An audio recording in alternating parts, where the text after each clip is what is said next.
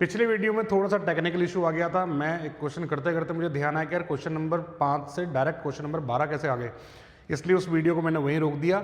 अब question number 6 से लेकर के 11 और आगे उसका जो सीक्वेंस है ना, उसी सीक्वेंस में आपके सामने है। क्वेश्चन नंबर 6 जो आपके सामने है वो है K for a reaction is 2.31 10⁻13 second inverse, calculate half life of the reaction.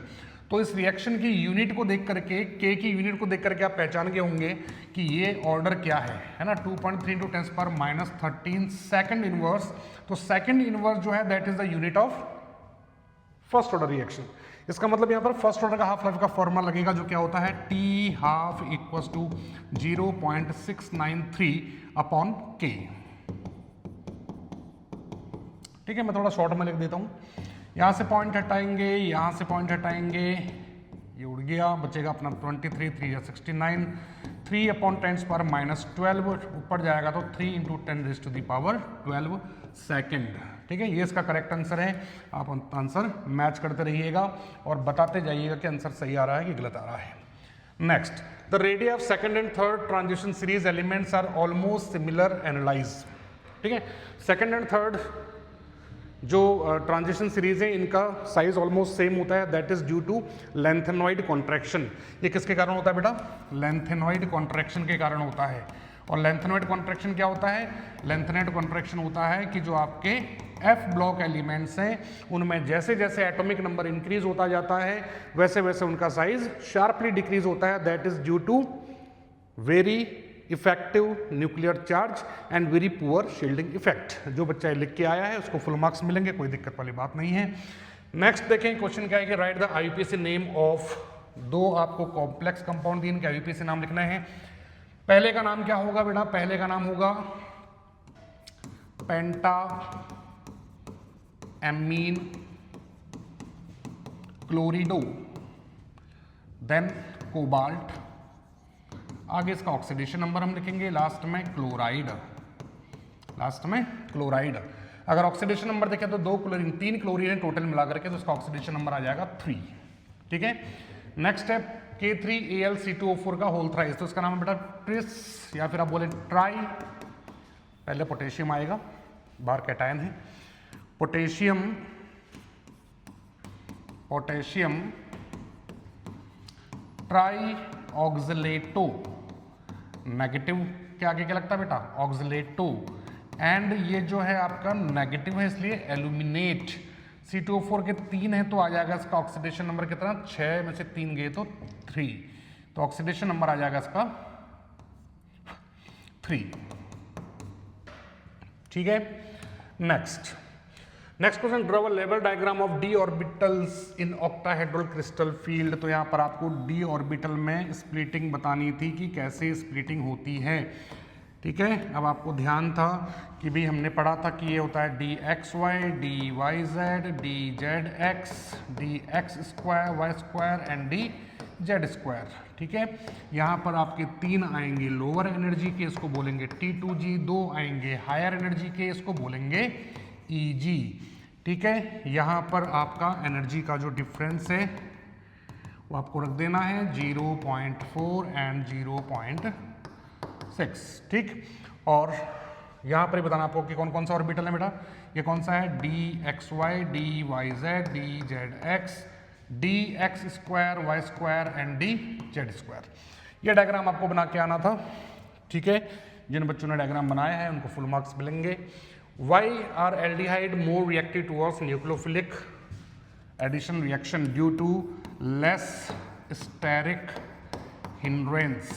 है ना, एल्डिहाइड जो होते हैं उनमें कीटोन में 2 एल्काइल ग्रुप होते हैं जो कि बहुत ज़्यादा स्टेरिक हिंड्रेंस प्रोड्यूस करते हैं, जिसके कारण से न्यूक्लियोफाइल अटैक नहीं कर पाता, जबकि एल्डिहाइड में केवल एक ही एल्काइल ग्रुप होता है, हमने पढ़ा हुआ है। ठीक है, नेक्स्ट है आपका write structural formula of succinic acid. Succinic acid क्या होता है बेटा? COOH, CH2 का whole twice COOH। Phthalic acid क्या होगा बेटा? बेंजीन, बेंजीन पे COOH। ठीक है, बहुत आसान है। Next, write any 2 differences between order and molecularity of reaction. Theoretical question है, ऑर्डर जो होता है कभी भी ऑर्डर जो है जीरो हो सकता है, मॉलिक्युलरिटी जीरो नहीं हो सकती, ऑर्डर जो है वो फ्रैक्शनल हो सकता है, डेसिमल में हो सकता है, मॉलिक्युलरिटी हमेशा एक होल नंबर होती है। ऑर्डर जो होता है ये आप केवल प्रैक्टिकली डिसाइड कर सकते हो, थ्योरेटिकली डिसाइड नहीं कर सकते, and molecularity can be decided theoretically also. ठीक है, बहुत सारे डिफरेंस हमने पढ़े थे, कोई दो लिखने तो उसमें से। Drive the expression of integrated rate equation for zero order reaction. अब जीरो ऑर्डर रिएक्शन के लिए मैंने आपको बताया था कि जो आरबीएससी है वो आपको इंटीग्रेटेड रेट इक्वेशन का डेरिवेशन दे सकती है, और इन्होंने दिया है। ठीक है, D R by D T equals to K. अब हमने क्या पढ़ा था, minus D R equals to K D T, minus D R का इंटीग्रेशन करेंगे तो क्या आएगा, minus R equals to K T plus C, है ना। सी के लिए हमें क्या करना था, सी क्या होता है बेटा, इंटरसेप्ट। इंटरसेप्ट निकालने के लिए क्या जाते हैं इनिशियली, जहाँ पे आर को हम लोग आर नॉट ले लेते हैं, ठीक है, और टाइम कितना रख लेते हैं, जीरो। तो यहाँ पर हमारे पास आ जाएगा minus R equals to K into zero, zero zero plus C, C की जगह क्या आ जाएगा, सी की जगह क्या आ जाएगा बेटा, आर नॉट, यानी कि सी जो है वो किसके इक्वल है, आर नॉट के इक्वल है। तो यहाँ पर आप रख देंगे के टी प्लस आर नॉट। ठीक है, आर नॉट को आप इधर लेके आएंगे तो आपका फॉर्मूला क्या बनेगा, R not minus R equals to K T. ठीक है, और के निकालना चाहेंगे तो के इक्वस टू क्या जाएगा बेटा आपके पास, R not minus, sorry, R not minus R upon T. ये आपको ड्राइव करना था। नेक्स्ट है write the chemical equation of Finkelstein reaction. Finkelstein reaction name reaction में सबसे इंपॉर्टेंट मैंने आपको बताया था। फिंक्लेस्टन रिएक्शन किसके लिए होता है, किसके लिए होता है बेटा, exclusively for iodo alkanes, for iodo alkanes. क्या करना था, आर एक्स लेना था, इसकी रिएक्शन करानी थी एन ए आई के साथ in the presence of dry acetone, in the presence of dry acetone. ठीक है, एन ए एक्स बन जाएगा, यहाँ आपका बनेगा R I plus N A X. इस एन ए एक्स को एसीटोन पीपीटी बना करके नीचे बिठा देगा। Next, compare the major products of obtain from the reaction of halo alkanes with KCN and AgCN. बहुत आसान, हेलो एल्केन्स का रिएक्शन कराना है किसके साथ बेटा, दो चीजें हैं। अगर आप रिएक्शन कराएंगे किसके साथ, KCN के साथ, तो प्रोडक्ट क्या बनेगा, RCN।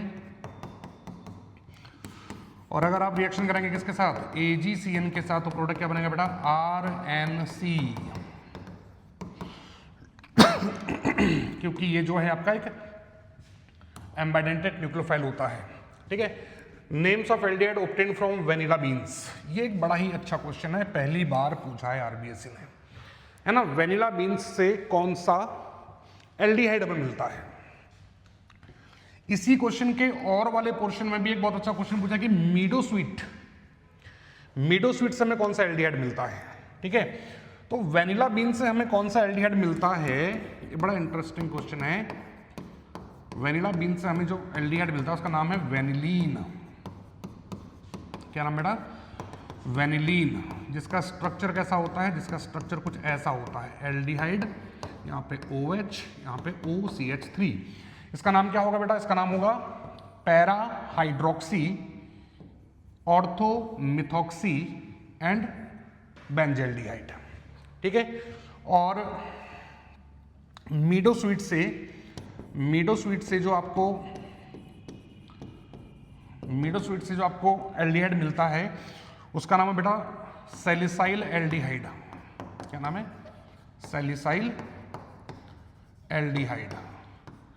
सैलिसाइल एल्डिहाइड पढ़ा हुआ है हम लोगों ने, OH यहाँ पे CHO, सैलिसाइल एल्डिहाइड। ठीक है, तो ये दो बहुत अच्छे क्वेश्चन हैं, जो कि इन्हीं दो क्वेश्चंस के लिए मैं कह रहा था कि आरबीएससी ने पहली बार कुछ थोड़ा सा क्रिएटिव क्वेश्चन पूछे हैं। ठीक है, तो ये दो हैं, एक तो वेनिला बीन्स और एक मीडो स्वीट्स। ठीक है, नेक्स्ट हम आते हैं कंप्लीट द फॉलोइंग रिएक्शंस। आपको दिए है यहाँ पर soda lime process, NaOH plus CaO ले रहा है। ठीक है, सोडा लाइम प्रोसेस में प्रोडक्ट क्या बनता है बेटा, आपका प्रोडक्ट बन जाता है CH4 प्लस Na2CO3, मीथेन बन जाएगा, एक कार्बन कम हो जाता है। सेकंड जो रिएक्शन आपका ये रोजनमून रिडक्शन है, सीधे सीधे बेंजल्डिहाइड बन जाएगा आपका।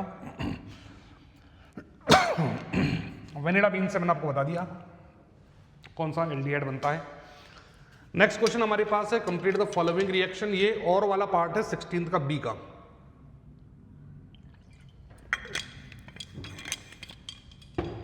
इसमें पहला जो है यह फ्रीडल क्राफ्ट एसाइलेशन, जहां से बनेगा आपका एसीटोफिनॉन। क्या बन जाएगा बेटा? एसीटोफिनॉन। इसने मेजर प्रोडक्ट ही पूछे थे, इसलिए मैं मेजर प्रोडक्ट ही बता रहा हूं आपको। ठीक है, यहां पर LiLH4 है पहले स्टेप में, तो बन जाएगा एल्डिहाइड, और सेकंड स्टेप में उसका हाइड्रोलाइसिस करा तो फाइनल प्रोडक्ट जो बनेगा आपका वो बनेगा इथेनॉल। फाइनल प्रोडक्ट क्या बनेगा बेटा? इथेनॉल। तो जिन बच्चों ने ये क्वेश्चन अटेम्प्ट किया है उनमें प्रोडक्ट आपको बताना था, एक में एसिटोफिनॉन और एक में इथेनॉल। नेक्स्ट क्वेश्चन है define electrode potential, draw a level diagram of fuel cell. Theoretical question है सीधा सीधा। इलेक्ट्रोड पोटेंशियल क्या होता है? The potential arised, cell potential पूछा, इलेक्ट्रोड पोटेंशियल, ठीक है। The potential arised on each electrode, किसके कारण बेटा? Due to the difference in the charge of the electrode and the solution. Solution किसी भी इलेक्ट्रोड पे, देखना यहाँ पे सेल पोटेंशियल नहीं पूछा, इसने इलेक्ट्रोड पोटेंशियल पूछा है, तो कोई कैथोड माइनस एनोड करके आया तो बिल्कुल गलत है ना। इलेक्ट्रोड पोटेंशियल पूछा है, तो इलेक्ट्रोड पोटेंशियल क्या होता है बेटा कि किसी भी इलेक्ट्रोड पे जो आपका इलेक्ट्रोड है और जो सॉल्यूशन है इनके चार्जेस में डिफरेंस होता है। मतलब कि अगर मैं बात करूं गैल्वेनिक सेल की, तो गैल्वेनिक सेल में जैसे यहाँ पर सॉल्यूशन में बहुत सारे Zn+2 होते हैं, जबकि यहां पर जो ये है इलेक्ट्रोड, इसमें इसके कंपैरिजन में नेगेटिव चार्ज आ जाता है। एक्सक्यूज मी ना।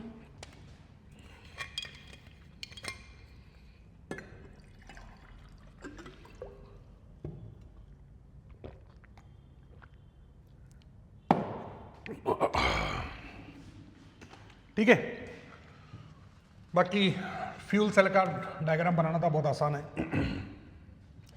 याद है ना फ्यूल सेल क्या था बेटा? बीच में यहां बनेगा चैम्बर, ठीक है। एक जगह से क्या पास करेंगे? हाइड्रोजन। एक जगह से क्या पास करेंगे? ऑक्सीजन। यहाँ पे प्लेटिनेटेड प्लेटिनम के वायर, ठीक है, पढ़ा हुआ है आपने। यहाँ से H2 निकलेगा और KOH जो है यहाँ पे भरा होता है वो इलेक्ट्रोलाइट की फॉर्म में काम आएगा। ठीक है, next question.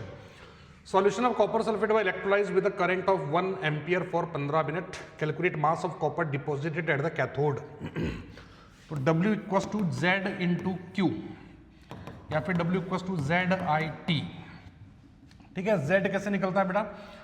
W equals to Z निकलेगा molar mass 63.5 upon valence factor. Copper sulphate में कॉपर का वैलेंस फैक्टर 2 होगा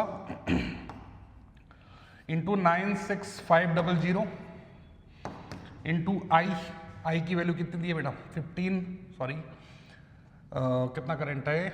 1 एम्पियर इंटू टाइम कितना है बेटा? 15 मिनट्स।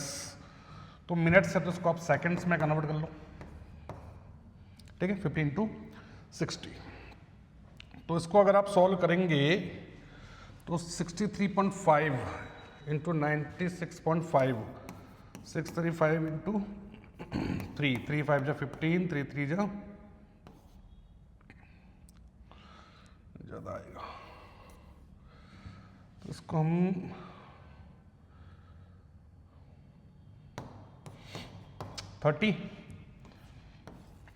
इसको आप 10 की रेज़ टू द पावर 5 मान लीजिए।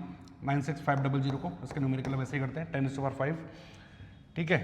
और उसके अलावा 2 से आपका कटेगा 30 टाइम्स, बचा कितना बेटा?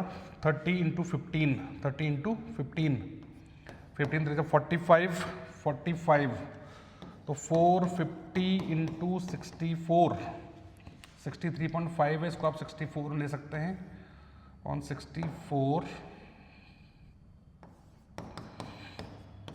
Upon 10 raise to the power 5। तो 450 इंटू 64, 64 इंटू 4 5 जा 20, 4 4 जा 18, 6 5 जा 30, 6 4 जा 27, 0882 ठीक है, तो कितना आ गया बेटा, ये आ गया 28800 अपॉन 10⁵ यानी कि हम कह सकते हैं 1 2 3 4 0.28 यानी लगभग 0.3 ग्राम अप्रॉक्सीमेटली इसका आंसर आएगा, अप्रॉक्स में 0.3 ग्राम। ठीक है, नेक्स्ट क्वेश्चन आपके पास, write any one example of simple ether and mixed ether. ये दो अलग अलग क्वेश्चन है, एक में पूछा हुआ था सिंपल ईथर, एक में मिक्स ईथर, हमने इसको कंबाइन कर दिया।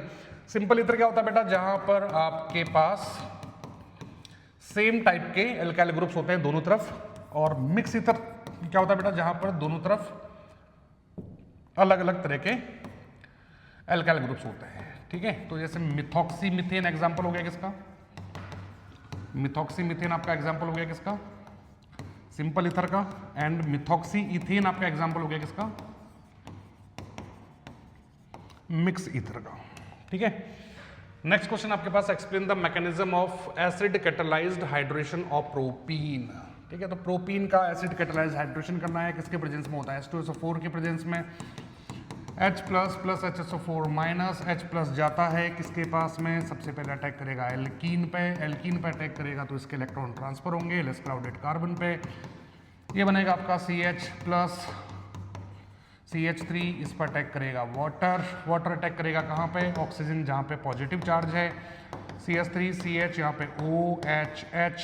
ठीक है, पॉजिटिव चार्ज किस पर आ जाएगा, कार्बन का, यह आ जाएगा ऑक्सीजन पे।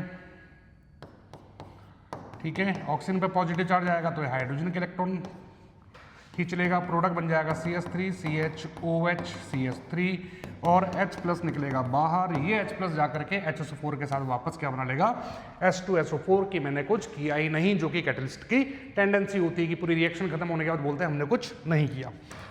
नेक्स्ट इसी का ये explain the mechanism of acid catalysed dehydration of propane two all, propane two all का डिहाइड्रेशन करना है आपको, इसके मैकेनिज्म बतानी है। तो क्या पढ़ा था हमने कि यहाँ पे डिहाइड्रेशन करेंगे तो एल्कीन बन जाएगा, डिहाइड्रेशन भी किसके प्रेजेंस में होता है, H2SO4 के प्रेजेंस में। तो CH3 सबसे पहले वही H2SO4 है तो क्या करेंगे, H2SO4 क्या करेगा, डिसोसिएट होगा किसमें, H+ में और HSO4 माइनस में। ठीक है, यहाँ से H+ उठ के जाएगा किसके पास, ये जाएगा उसके पास जहाँ पर इलेक्ट्रॉन ज़्यादा हो, इलेक्ट्रॉन ज़्यादा किसके पास है, ऑक्सीजन के पास, ये अटैक करेगा, क्या बनेगा, CH3 CHOH। ठीक है, ऑक्सीजन पर आ जाएगा positive charge, CH3, oxygen positive charge sent नहीं करता है, यहाँ से ये H2 बना के बाहर निकल जाएगा, बचेगा CH3 CH positive CH3 plus H2O निकल गया बाहर। अब ये जो कार्बोकेटायन बना है CH3 CH प्लस CH3, ये क्या करेगा बेटा, यहाँ से एक हाइड्रोजन के इलेक्ट्रॉन खींच लेगा, बनेगा CH3 CH double bond CH2 plus H+, ये H+ वापस जाएगा किसके पास HSO4 माइनस के पास, और वापस क्या बना लेगा, H2SO4। तो ये हो गया हमारा पूरा पेपर का सॉल्यूशन।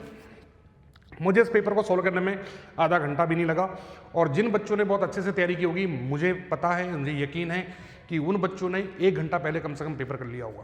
ठीक है, अब आपके एग्जाम खत्म हो चुके हैं, कुछ दिन मजे कीजिए, लेकिन आगे अपने कैरियर की तैयारी में लग जाइए। आपको जिस भी फील्ड में जाना है उस फील्ड के लिए सर्च करना शुरू कीजिए और उसकी तैयारी करना शुरू कीजिए। All the best, thank you.